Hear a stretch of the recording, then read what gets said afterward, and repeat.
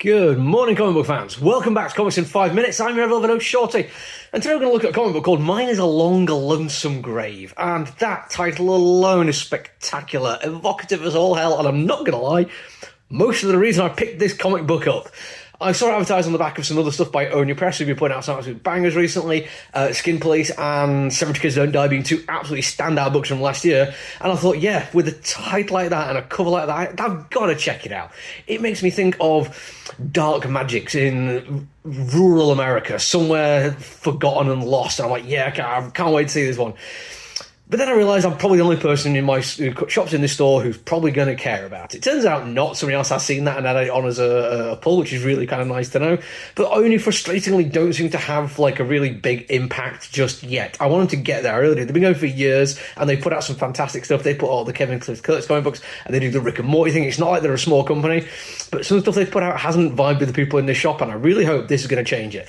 Because what I thought I was going to be getting, a rural American version of John Constantine and Hellblazer, that's kind of what I've got. I mean, not entirely what I've got, or maybe not. We'll get back to that later. But it does all the things I kind of expected from this. It's got fantastic characterization, really good plot hooks starting very, very early on. It looks amazing. The artwork is not like spectacular in a big over-the-top sensational Marvel DC event comic kind of way. It is in fact kind of lo-fi and scratchy, but I absolutely adore it. It does everything I need it to for the story. It looks fantastic while it does it. It is feeding into the vibe. It also knows when to use its colouring effectively. The colour of the sky when we see it is fantastic. The darkness and the shadows, the very heavy inking, brilliantly done.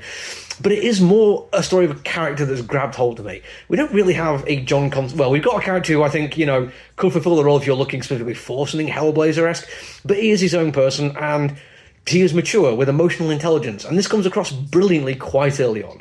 We find out he's a bad person who did something terrible and was in prison for 20 years for doing so. When he gets out, he's trying to make amends for the daughter he left behind. Due to complicated familial and potentially mystical reasons, she's not had a great life with him being in prison.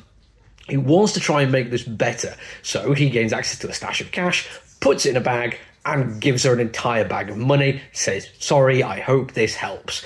He does not do this to center himself in it. He's not doing it to try to get forgiveness. He's not doing it to make himself the hero. He's giving this money with no strings attached. His apology is out there, accepted or not. His daughter is still going to get this money, and he's hoping she's going to use it to get out of the situation she's in, out of the town she's in, and can move beyond the harrowing life she's had as a direct and indirect result of his actions. That is an emotionally mature way to deal with this situation. And I was like, right, I like this guy. He's not a great guy, but I at least understand something about him. Don't get me wrong, he then gets pulled into a whole web of darkness, and it feels like he was always kind of heading in that direction. I mean, this is what the comic book's about, so I couldn't really be surprised.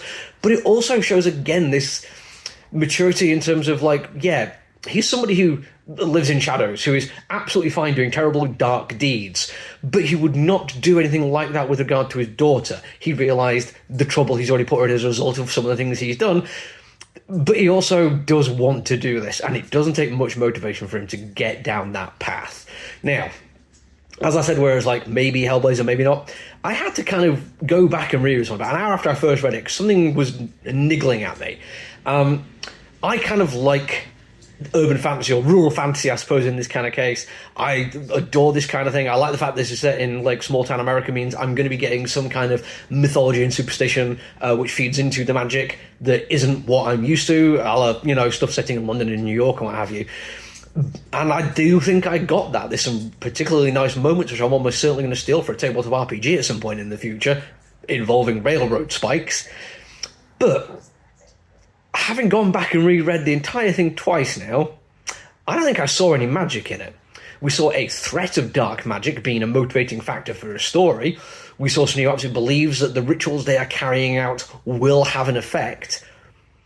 But I saw nothing which actually confirmed that magic works and is real in this world. The closest we get is somebody has some glowing eyes, but due to the point of view and unreliable narrators, and also the fact that it might just be something else going on, I don't think any actual magical spell that I saw being cast had an effect on the page.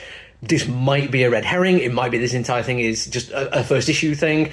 It might be unintentional. Maybe the guy was setting it all up and he expected us to believe that there is magic going on. I don't know. Justin Jordan's motivations at this point are beyond me. But I'm thoroughly enjoying it, and I can't wait to see how that plays out as the comic book carries on. I'm loving it. Already saying it's going to be one of the best things I've read this year, and it's only one issue in. Until I see you all again, look after yourself, everyone. Stay safe. Bye.